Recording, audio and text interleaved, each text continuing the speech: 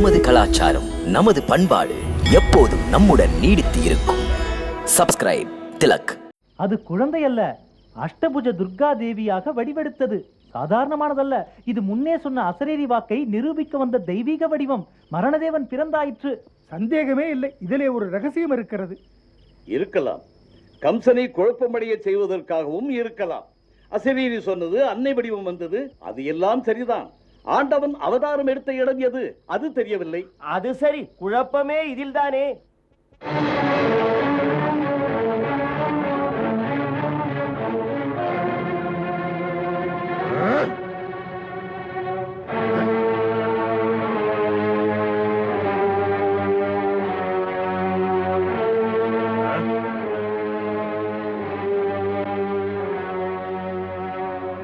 ஒரு அசரீரி வாக்கு பொய்த்து விட முடியும், அடுத்து வரும் அசரீரி வாக்கு பொய்யாக முடியாது. நானே என் கண்ணால் அந்த குழந்தையை ஆகாசத்தில் 8 கரத்துடன் சக்தி வடிவத்தில் கண்டேன். அந்த சக்தி வடிவம் எச்சரிக்கை விட்டது, எங்கோ ஒரு மூலையில் என்னை கொல்ல வந்தவன் பிறந்து விட்டான் என்று. இதன் பொருள் என்ன? முதலில் சொன்ன அசரீரி வாக்கும் பொய்யாகவில்லை என்பது தானே. அது மட்டும் அல்ல, இந்த கம்சனின் கணக்கை முடிக்க ஒரு சூழ்ச்சி நடக்கிறது. இல்லை என்றால் 8வது பிறந்தது ஏன் ஆண் குழந்தையாக இல்லை? எனது மாளிகையில் ஏதோ சதி நடக்கிறது. சூழ்ச்சி புரிய வழியமைத்து தர இங்கு எவனோ இருக்கத்தான் வேண்டும். உடனடியாக எனது ஆணை என்னவென்றால், தேவகிக்கு பெண் குழந்தை பிறந்த அன்று இரவு சிறைக்கூட காவல் பணியில் யார் யார் இருந்தார்களோ அவர்களின் தலைகள் மக்களின் முன்னிலையில் யானையின் காலால் நசுக்கப்பட வேண்டும். இது ஒரு பாடமாக அமையட்டும் துரோகிகளுக்கு, என் எதிரிகளுக்கு. கம்சனின் நெஞ்சாழத்திலே இருக்கின்ற எரிமலை வெடித்தால் அணைப்பவன் யார்? மாவீரா தேடுகா. அரசே, என் நோக்கத்தை நீ புரிந்து கொண்டிருப்பாய். செயல்படு. ஆகட்டும் அரசே. நற்புகழ் பெருக, நலமோடு வாழ்க.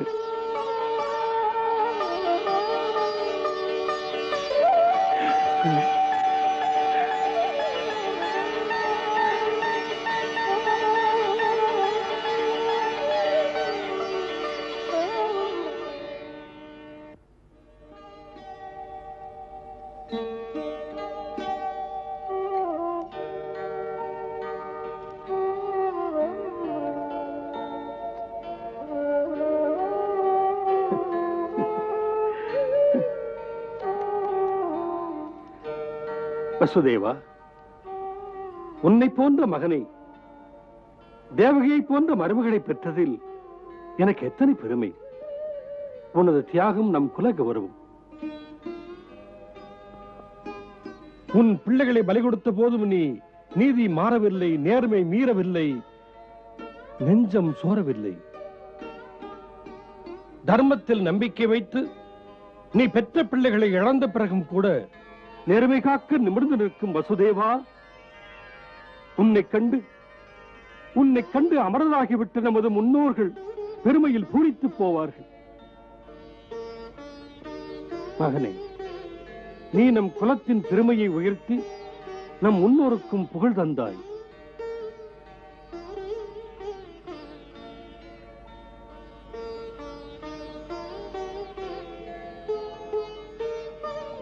மருமகளே, உலகத்தில் உன்னை போன்ற ஒரு தியாகத்தாய் 6 பிள்ளைகளை பறிகொடுத்தவள். அவள் சுமக்கும் வேதனைகள் என்னால் உணர முடியும். கணவன் வாக்கை காக்க கடுஞ்சிறையில் நீ வாழ்ந்தது வாழ்க்கை அல்ல, அது ஒரு வேள்வி. அதன் காரணமாக நீ இங்கு எல்லாருக்கும் வணக்கத்துக்குரியவள்.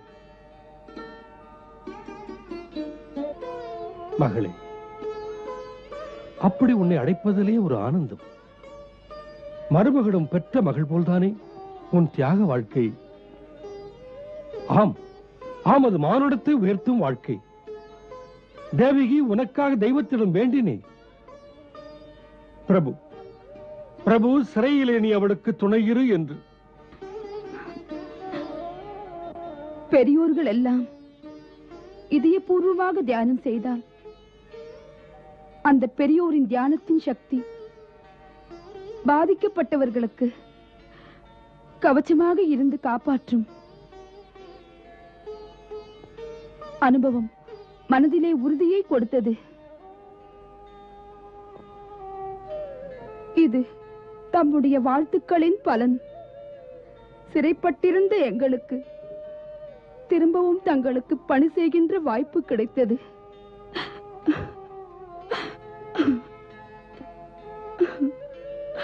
பெண்ணுக்கு மாமனார் தெய்வத்தை போல் அல்லவா? தெய்வமே, அந்த தெய்வத்திடம் எனக்காக பேசுங்கள். இந்த தாய்ப்பட்ட பாட்டை சொல்லி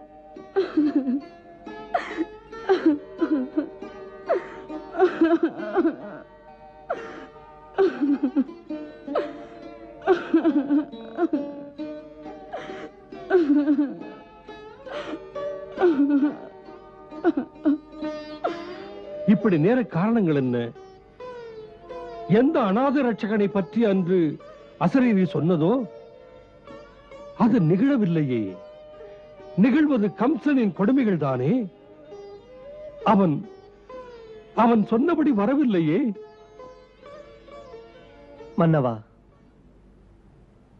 இப்படி ஒரு கேள்வி எல்லார் மனதிலும் இருந்தும் மௌனமாக இருக்கிறார்கள்.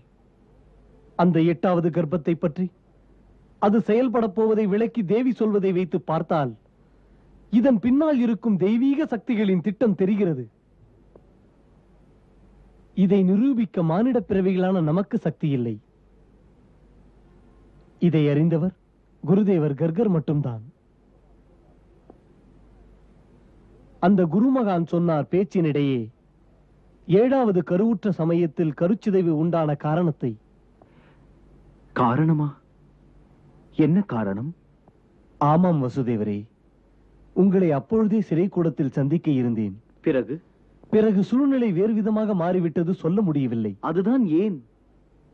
அவர் உரிய நேரம் வரும்பொழுது இதற்கு விளக்கங்கள் தரப்படும் என்றார். பொதுப்படையாக அவர் பேசியதற்கு வெளிப்படையாக நீங்கள் சந்திக்கும் போது சொல்வார். உங்கள் ஐயம் அனைத்தையும் நீக்குவார். மேலும் இது நிச்சயமாக கர்ப்பச்சிதைவே அல்ல,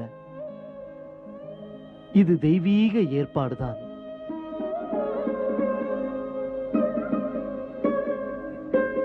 ஆனந்தமான ஒரு செய்தி கொண்டு வந்திருக்கிறேன். அப்படியா? என்ன விஷயம்? எதிர்பார்த்திருக்கவே மாட்டீர்கள், அத்தனை இனிப்பான செய்தி. நந்தகோபரே, முதலில் விஷயத்தை சொல்லுங்கள். என்ன என்ன செய்தி?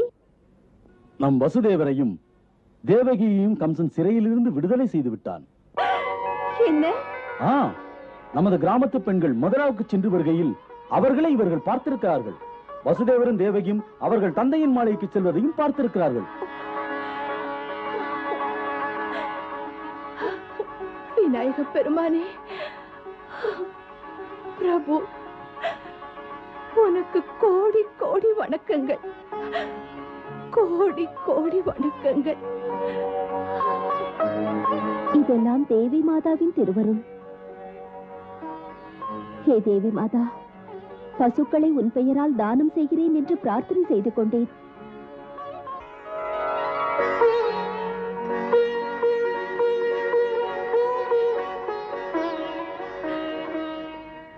குழந்தாய், உன் அப்பாவுக்கு விடுதலை கிடைத்து விட்டது. சீக்கிரமே அப்பாவை பார்க்க போகிறாய். உன் அப்பாவுக்கு வணக்கம் சொல். வணக்கம்.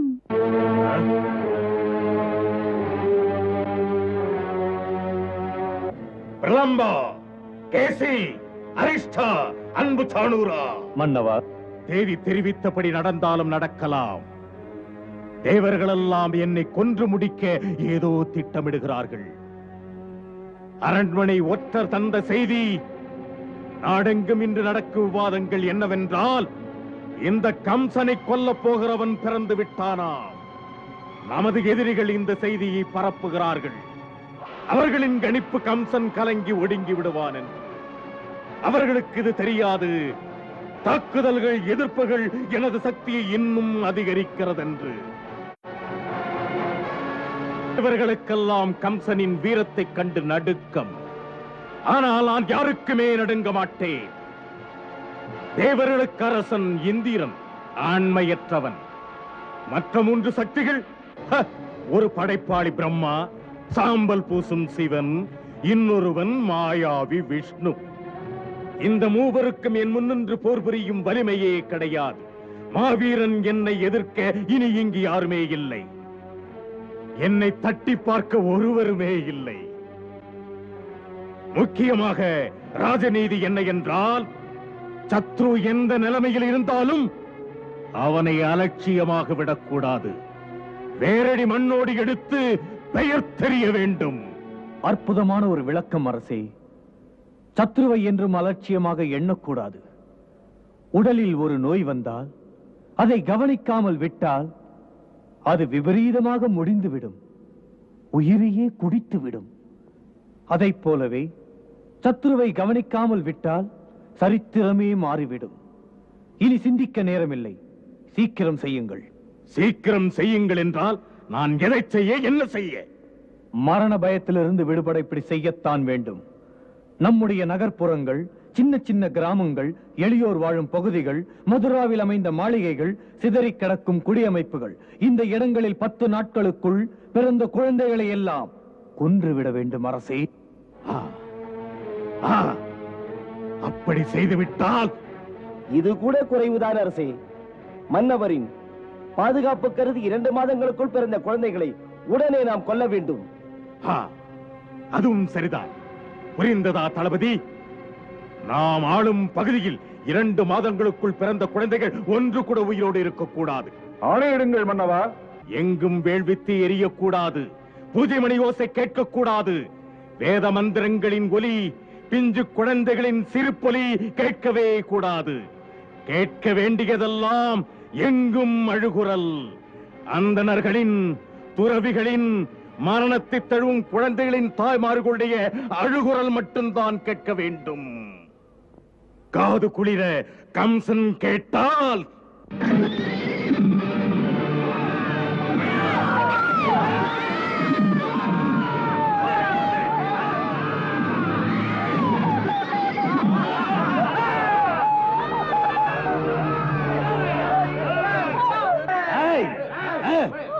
குழந்தை என்னிடம் கொடு, கொடு குழந்தை.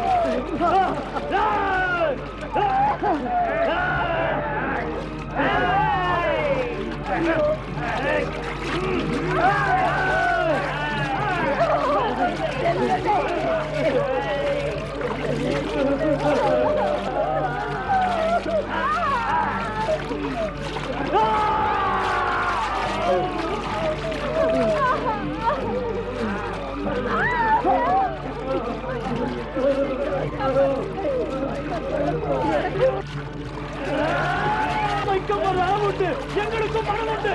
தரமாட்டோம், தரமாட்டோம், தரவே மாட்டோம், தரவே மாட்டோம், தரமாட்டோம், தரமாட்டோம்.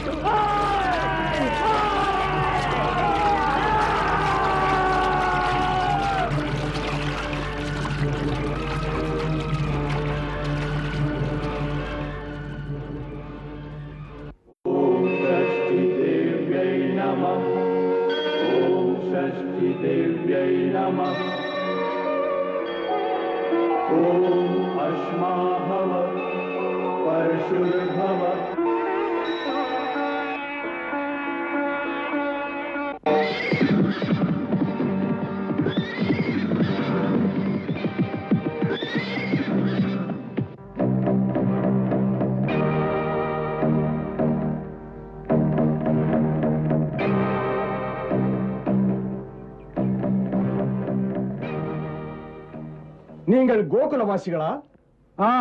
10-15 நாட்களுக்கு முன் இங்கு குழந்தை ஏதும் பிறந்ததா? பிறந்தது. எப்போது? 6 நாட்களுக்கு முன்னால். அதோ பார், கோயில் மணி ஓசை கேட்கிறதா? இன்று அந்த குழந்தைக்காக பிரார்த்தனை.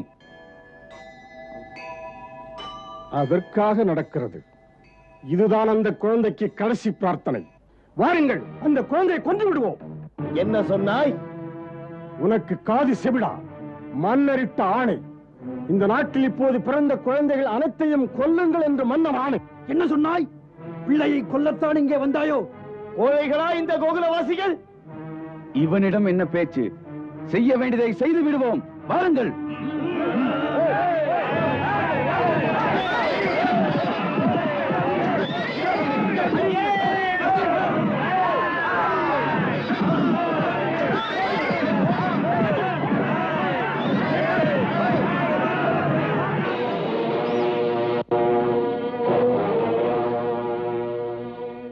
என்ன உனக்கு? கோகுலம் போனேன், குழந்தை பிறந்ததா என்று பார்க்க போன சமயத்தில் திறமையற்றவன். சொல். கிராம மக்கள் சூழ்ந்து கொண்டார்கள். அதை தாண்ட முடியவில்லை. வாழ்பிடித்த கையா அடங்கியிருந்தது? மக்கள் கையில் பறக்கும் கற்கள். வாழ்பிடித்த கை நடுங்கியது. கல்பட்ட காயம். மக்களுக்கு அத்தனை திமிரா? செல்வோம், படையோடங்கு செல்வோம். அடிப்பட்டவன் அடங்க மாட்டான். இன்னும் ஆட்களை சேர்த்துக் கொண்டு மறுபடியும் வருவான். நாம் சென்று நந்தகோபரிடம் நடந்ததையெல்லாம் மறைக்காமல் சொல்வோம்.